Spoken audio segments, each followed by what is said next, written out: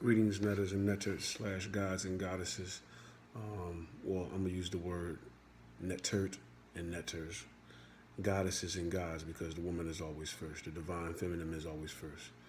I see a lot of people putting posts out there, and they say the real Holy Trinity was man, woman, and child. No, it was woman, man, then child. Let's get that correct first. So, greetings, divine, feminized, netterts and netters, goddesses and gods. I was reading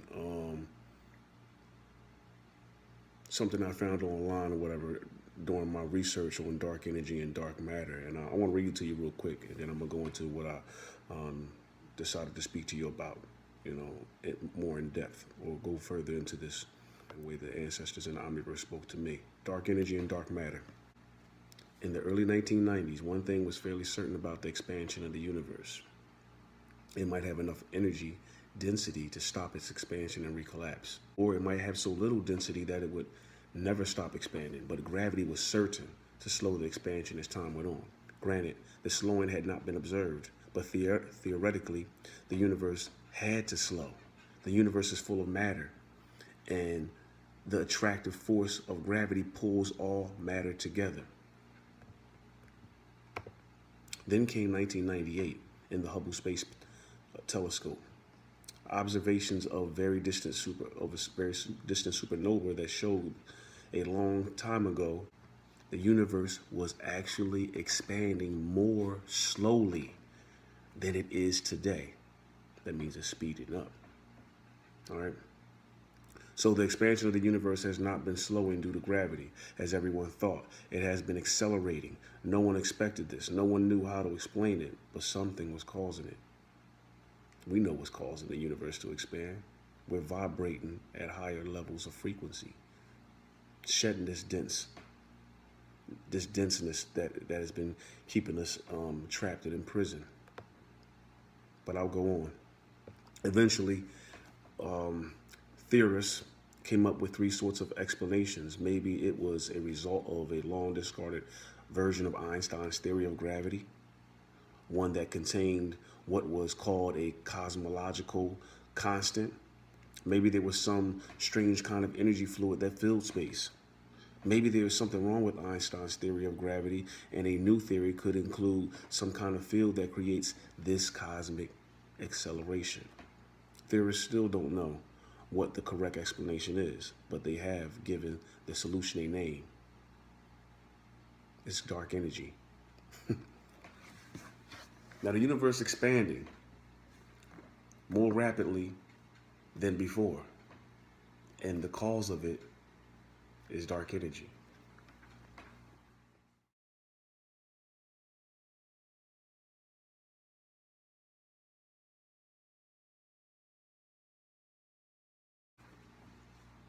Could it be that dark energy is the source of the universe or the omniverse? What did dude say, coming to America? So what is dark energy? More is unknown than is known. This is what these scientists are saying.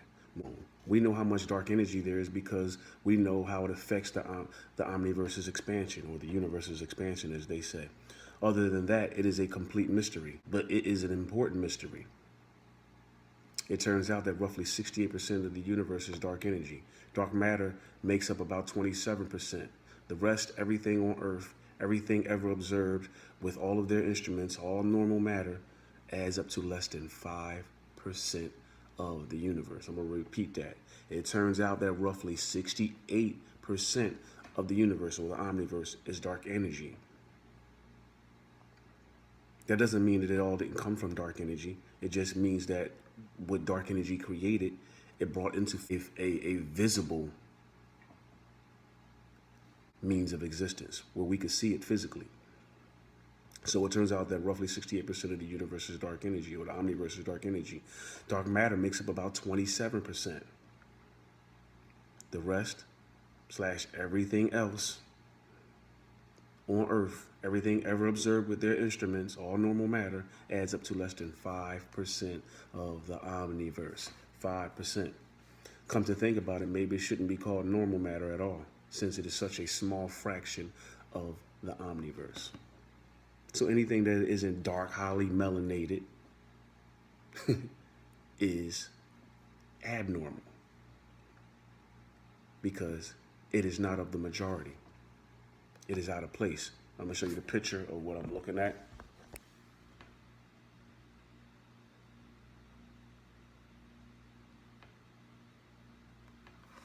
And as I scroll up, you can see what I was reading.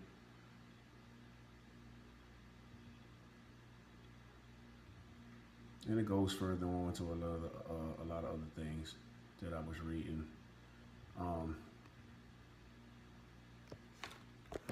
But I'm going to go into what I wanted to capitalize on about the 68% of the omniverse being dark energy. So the majority of the omniverse is dark energy. 27% of it is dark matter. All things are formed of dark matter and then brought into physical existence, which we can see, such as the stars, the planets, you, me, the earth, the sky, all the other type of stuff that we can physically see with the visible eye. They all come from dark matter, which comes from dark energy. So, being as though we know what they said about the majority of everything being dark, does that sound familiar to you? The majority of the human beings on this earth are dark, highly melanated, because we were the first and the only truly organic cosmic beings on this planet. That's why we have so much melanin. That's why we can harness the power of the sun. That's why we can harness all kinds of interstellar cosmic rays and convert it into energy. Then you have the rest, which is a small percentage, who are not dark beings, not highly melanated beings.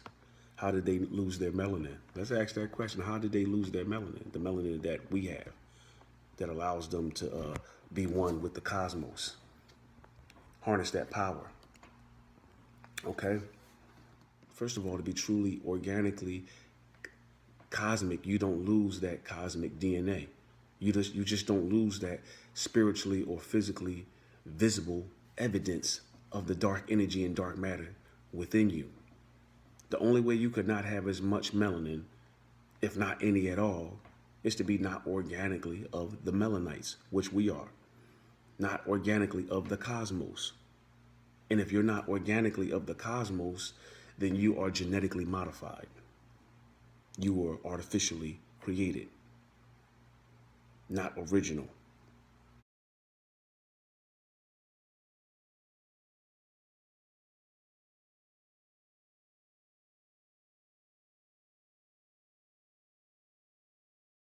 From the cosmos. Anything of nature is attuned with nature and has in itself the laws of nature, which commands natural balance, yin and yang, positive and negative. So anything at war with nature / constantly trying to destroy nature is not and cannot be of nature. I believe y'all know where I'm going. Okay? Nature / Ntcher does not produce anything in existence whereas though it is all good or all bad. For instance, sunlight is good for you. Too much sunlight though can be harmful. We know that. Water, very good for you. 80% of our bodies, if I'm correct, or around that range, is water. It's made up of fluid, water. So water is good for you, but too much water can be harmful. It can drown you. You know what I mean? Food is good for you, definitely. It's fuel, the proper organic food. But too much of anything or an overindulgence of anything can be harmful to you. So there must be a proper balance with these things mentioned. And everything within nature and of nature falls under the laws which calls for that proper balance. that our ancestors knew of. Therefore, they wrote the laws of Ma'at to keep and sustain that proper balance in the physical one with the etherical self.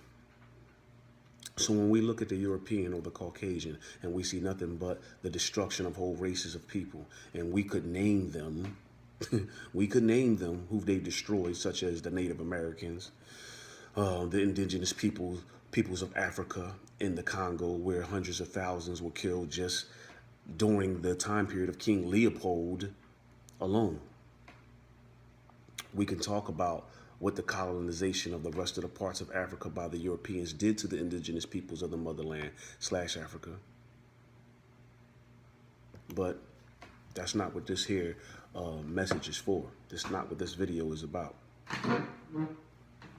It's just pointing it out, what they've done, and showing to you that they are not of nature. Anything that destroys nature or anything of nature is not of nature. So when you see the Europeans brutally murdering all of our people, races of people, period, for sake of conquest, through means of war, by the sword, by the gun, chemical warfare, etc. When you see them hunting animals of the land, mammals of the sea, fowl of the air for sport, you see nothing but negativity and destruction. No balance whatsoever at all. Even the things that they are building in order to build those things, they are destroying nature in the process. In order to build big, large cities, they destroy the nature that was once there. Then within those big cities that they build, where they destroyed nature that was once there, they pollute the air with their industrial complexes. Toxins released into the air from those industrial complexes. They pollute the ocean and the seas, dumping these toxic chemicals and waste into the riverbeds through giant oil spills out at sea. And they test nuclear bombs underwater, on land, wherever. They know this is destructive to nature. You know what I mean? They know that they're killing the plant life, the animal life, and damaging it for so many years after, because of the radiation that it generates. They are destroying nature, though, anyway, because they could care less, because they are not of nature and are at war with it and us, naturally cosmic beings who are of nature. So recognize who your enemies are.